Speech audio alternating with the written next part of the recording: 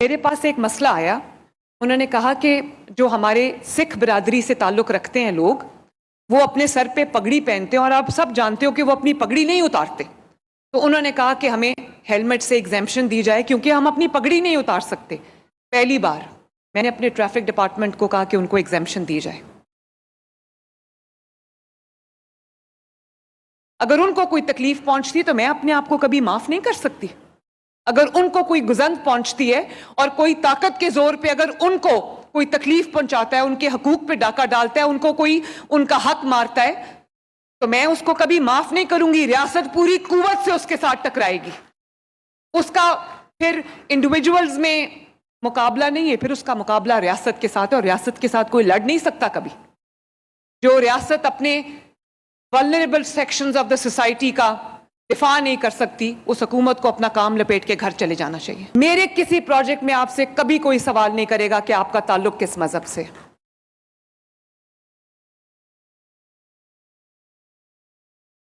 और अभी जिस तरह रमेश सिंह अरोड़ा साहब ने बात की, हम सबको तकलीफ है उन विजुअल्स की जो पूरी दुनिया ने देखे। हम जिन्होंने अपने आप को कहा कि वो दुनिया की सबसे बड़ी सेक्युलर ताकत हैं, सेक्युलर मुल्क हैं, वो निकाब जो उस बच्ची के मुंह से खींचा था उसने, वो निकाब उस बच्ची के मुंह से नहीं खींचा, वो निकाब उन्होंने अपनी हिपोक्रेसी के मुंह से खींचा है जो पूरी दुनिया पे आज यहाँ हो गई है।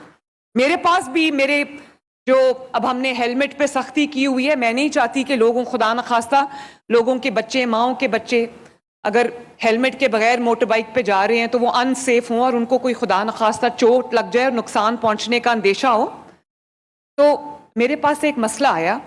उन्होंने कहा कि जो हमारे सिख बिरादरी से ताल्लुक़ रखते हैं लोग, वो अपने सर पे पगड़ी पहनते हैं और आप सब जानते हो कि वो अपनी पगड़ी नहीं उतारते। तो उन्होंने कहा कि हमें हेलमेट से एग्जेम्पशन दी जाए क्योंकि हम अपनी पगड़ी नहीं उतार सकते। पहली बार मैंने अपने ट्रैफिक डिपार्टमेंट को कहा कि उनको एग्जेम्पशन दी जाए। तो दावे करना तो दूर की बात है, हम पाकिस्तान वो मुल्क है, पंजाब वो सूबा है जिसने वाकई अब अकलियतों को अपने सर का ताज बनाया। और सिर्फ अपने सर का ताज नहीं बनाया, मैंने अपने दिल का हिस्सा बनाया अपनी अकलियतों को।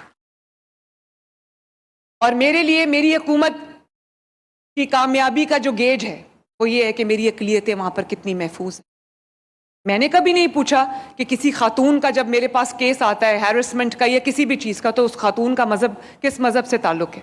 हाँ, मैं ये चाहती हूँ कि चाहे वो किसी भी मज़हब से हो, किसी भी कास्ट से हो, किसी भी क्रीड से हो, किसी भी मसलक से हो, मेरे लिए कोई तफरीक नहीं। मेरे लिए तमाम लोग, पंजाब में बसने वाले 13 करोड़ पंजाबी मेरे लिए न सिर्फ मेरे सर का ताज है, जैसे मैंने कहा मेरे दिल का हिस्सा है। हाँ, जो मेरे दूसरे मज़ाहिब से ताल्लुक़ रखने वाले लोग हैं, क्योंकि वो गिनती में कम हैं, तो मेरी उनकी तरफ जिम्मेदारी ज़्यादा है। जैसे मैंने पहले भी कहा, अगर उनको कोई तकलीफ पहुंचती तो मैं अपने आप को कभी माफ़ नहीं कर सकती। अगर उनको कोई गुजंत पहुंचती है और कोई ताकत के जोर पे अगर उनको कोई तकलीफ पहुंचाता है, उनके हकूक पे डाका डालता है, उनको कोई उनका हक मारता है, तो मैं उसको कभी माफ़ नहीं करूंगी। रियासत पूरी कुव्वत से उसके साथ टकराएगी। उसका फिर इंडिविजुअल्स में मुकाबला नहीं है, फिर उसका मुकाबला रियासत के साथ है और रियासत के साथ कोई लड़ नहीं सकता कभी। जो रियासत अपने vulnerable sections of the society का दिफा नहीं कर सकती, उस हुकूमत को अपना काम लपेट के घर चले जाना चाहिए।